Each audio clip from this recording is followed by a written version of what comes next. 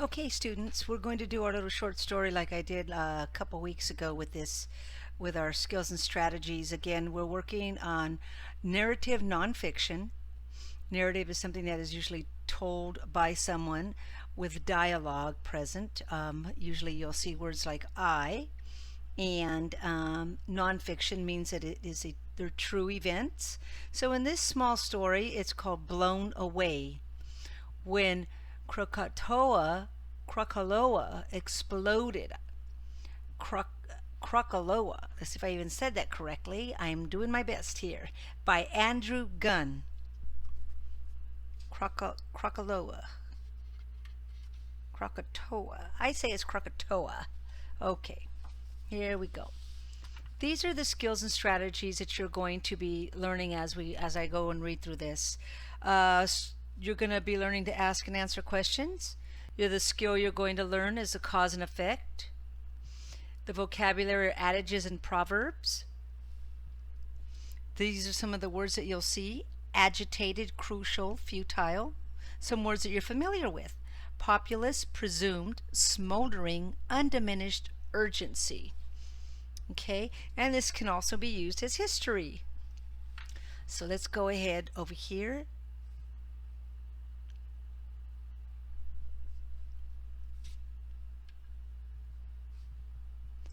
To our essential question, how do we learn about historical events? And they're usually told by someone. How do we learn about historical events? Here is the introduction.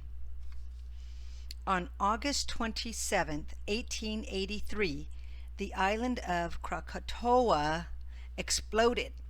Smoke and debris were blasted more than 20 miles, 32 kilometers, into the sky. Visualize that, students. Giant waves were generated. They washed away towns and villages on nearby islands. Thousands of people were killed, even though no one lived on Krakatoa.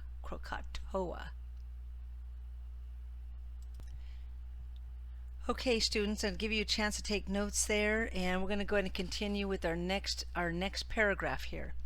The explosion destroyed most of the island. It was heard thousands of miles away. The effects of the blast were felt around the world.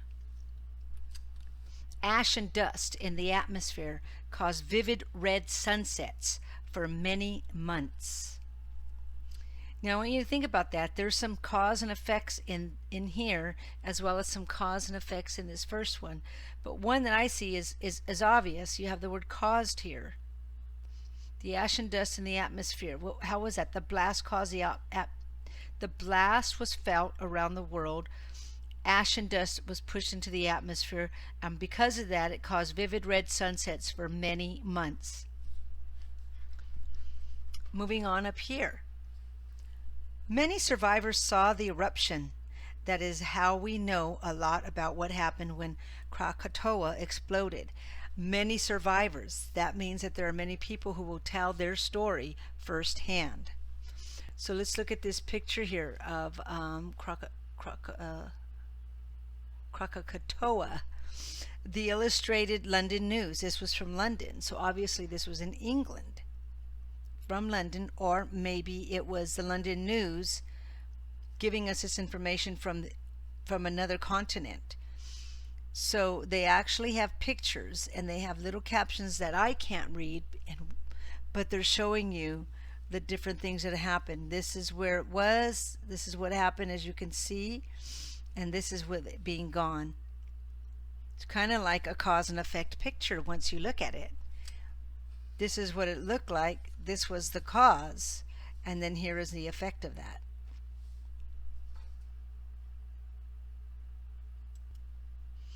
Many people gave personal accounts of the devastation caused by the explosion.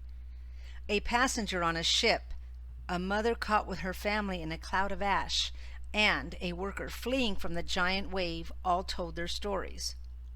It's three different accounts.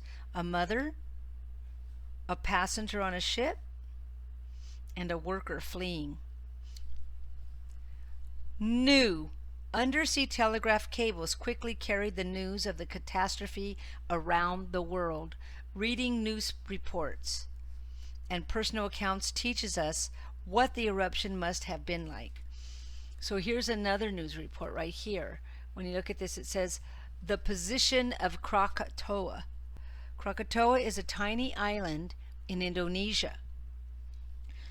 Here's Australia. If you look here, and up here's the Philippines and Vietnam and Cambodia, Malaysia. Krakatoa is right here by these islands. This right here is Australia.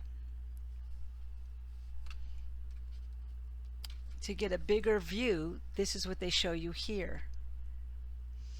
Here, right here, is Krakatoa.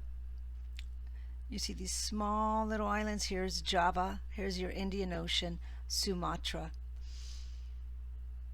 That is a very, very tiny island, and that's why they try to give you, this would be a close-up right here, but they try to give you, because it's close to Indonesia, and they try to give you a view.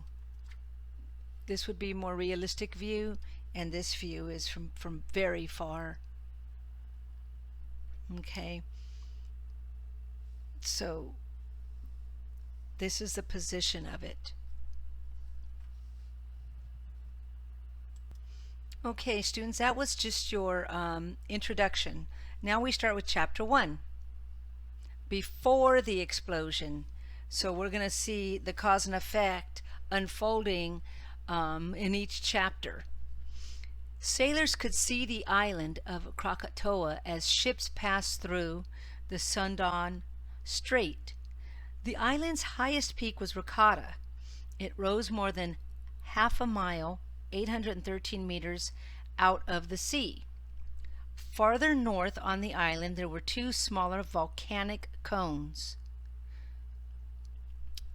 Early in 1883, people living near Krakatoa started to feel vibrations in the ground. They could hear rumbling noises. On May 20th, the captain of a German ship saw an ash cloud above the island. It rose 7 miles, 11 kilometers into the sky. This right here, students, is what we call it's a picture with diagram on it, and basically this is the key, and it tells you what this right here is your volcano.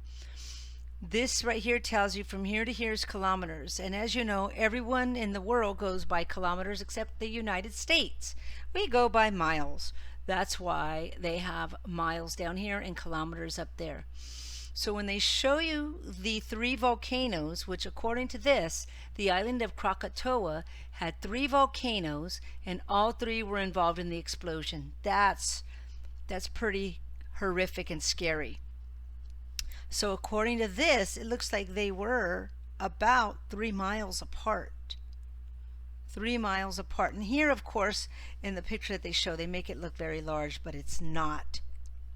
If you take a look at them on a map, or you take a look at, for example, Hawaii. If you look at Hawaii on a large map, on a map of the world, you probably won't even be able to see Hawaii. But when you look at Hawaii close up, it'll look large like this, like it's a large piece of land, but it really is not. So they're trying to give you an idea of what it looked like, what the island looked like with the 3 volcanoes. So this picture right here, it's a postcard of a volcano. So as you can see down here, it says this engraving shows Krakatoa before it exploded. And they called it a cone. They're calling it a cone volcano. A cone volcano. Okay, now, let me get off this. Other ships saw strange activity around the island. Fine ash fell from the sky. The sea was agitated. So obviously there were waves moving around all over. The sea was angry.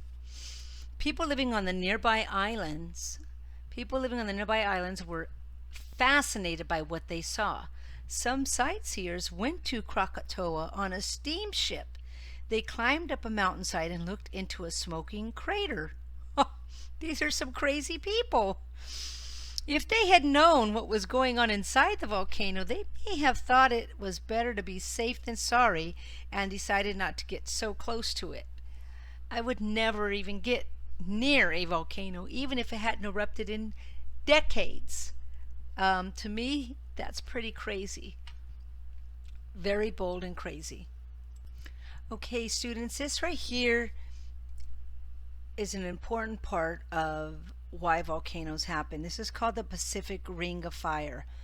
So the Pacific Ring of Fire is at the edges of the Pacific Ocean.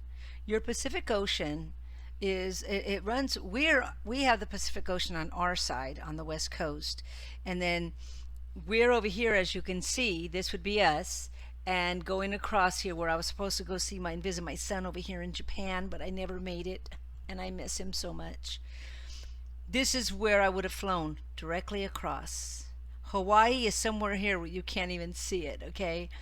But this is considered, it's called the Ring of Fire, and it goes up through here, up over there, down through here, here and here, with all these islands. It's mostly hid by the islands. However, if you can see right here and Mexico, this is all California. We have a lot of earthquakes, and we have these earthquakes because of the Ring of Fire and the plates that are underneath. So the Ring of Fire is at the edges of the Pacific Ocean. So look at that. So everyone living on here are actually living on plates that move, and that's why we have earthquakes. You don't want to be where an earthquake is. Move somewhere over here or over here, but in the East Coast they all have hurricanes. So it depends on what you're interested in, what you feel safe at. But this is actually called the Ring of Fire. The Ring of Fire. And that's important. That's why they wanted to share that with you. So if you remember that the Krakatoa is over here in this area right here. Okay. The Ring of Fire. Okay. Reading on, Krakatoa is in Indonesia, which is in the area of the Pacific Ocean called the Ring of Fire. This area has many volcanoes. It also often has earthquakes. The volcanic and seismic activity comes from deep underground. The Ring of Fire is where several tectonic plates meet. These massive plates cover huge areas of the Earth's surface. When the plates push together, one plate may slip underneath the other. The lower plate plunges into the mantle and the very hot layer beneath the Earth's crust. The plate starts to break off and melt. It forms hot molten rock called magma.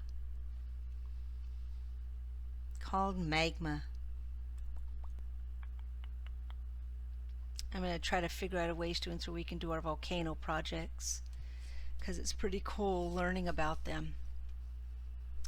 Okay, moving on. Okay, so next page. The pressure underground pushes the magma upward. It gathers in a vast chamber, and then the magma is then forced out through the crust. Layers of rock build up, and they form a cone shape or a stratovolcano.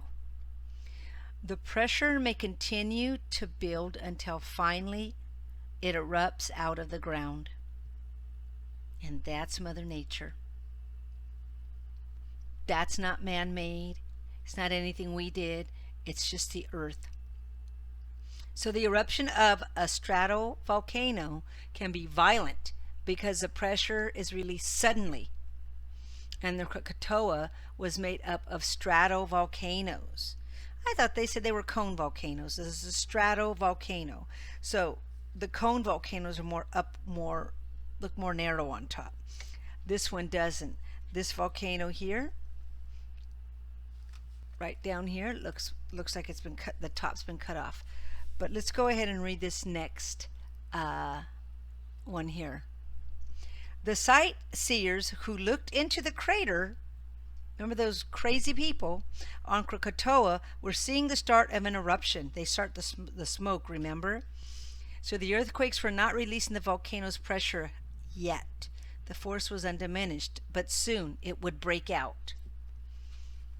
So look at this volcano right here. So this right here is a stratovolcano. It explodes out of the ground to release pressure. So it's that far deep. These are layers of the earth here, students. And it is actually that far deep that it goes, and it builds up and builds up and builds up. Okay, so let me go over here and read these different types of volcanoes. These are pretty cool. Know your volcanoes. Volcanoes have different shapes and sizes. They can be active, dormant, or extinct. Active, dormant means they just sit there. Extinct means they are no longer. So dormant means they're basically just sitting there dead. Active. So those are the different types. Now let's move on here to the different types of activity. So here's your stratovolcanoes, which are the ones that they're talking about in this story.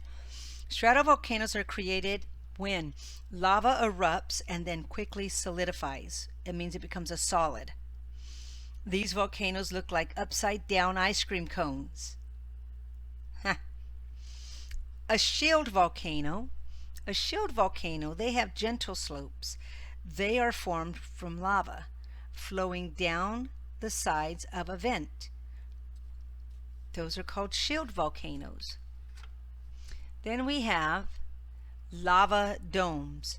Lava domes come from the inside. Thick lava is piled up around the vent. Lava domes. We're going to continue with this story throughout the week, students. So I want you to listen, reread this again on your own, take notes, and you're going to be asked questions again about the skills and strategies that we've used, and also be asked questions about the vocabulary that you've seen. Okay? Excellent. Thank you.